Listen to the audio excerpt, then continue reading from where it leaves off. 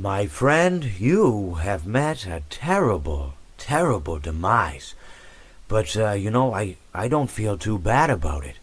After all, if it weren't from me, it would have just been from someone else, you know? I guess what I'm trying to say is life goes on. For everyone else, life goes on, not for you. You're dead. But that's neither here nor there. It reminds me of one summer day in the park. I was having just a delightful picnic with my good friend Orville. And I said to him, Orville, I have a story. And he said to me, what's the significance of the story? And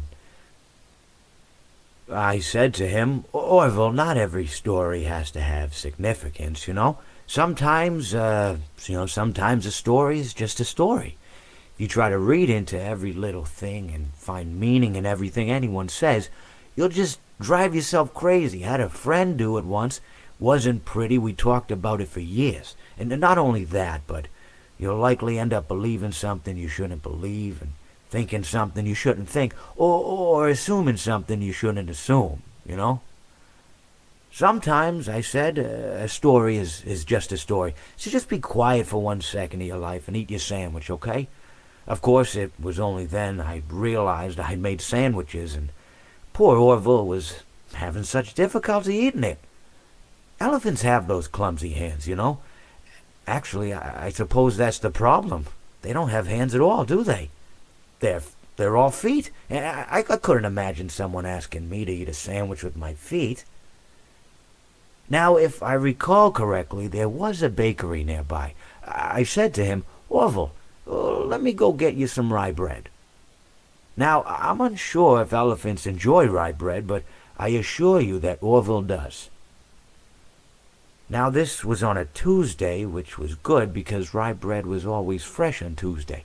They made sourdough bread on Monday and threw it out Wednesday, or rather they sold it at a discount for people wanting to feed the ducks, and then probably at the end of the day, finally they threw it all out. I don't recall. I do remember a man who would bring his son to the bakery every Wednesday and then go feed the ducks. He would buy all of the sourdough bread. Of course, you're not supposed to feed the ducks sourdough bread at all. It swells up in their stomach and then they all die. At least that's what I've heard.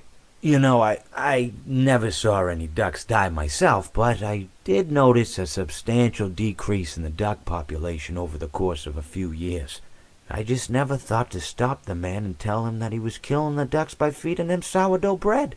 And if you want my opinion on the matter, and I told Orville this as well, if you want to feed ducks, or birds, or any kind for that matter, it's best to buy seed. I mean, when you think about it, breads of any sort don't occur in nature.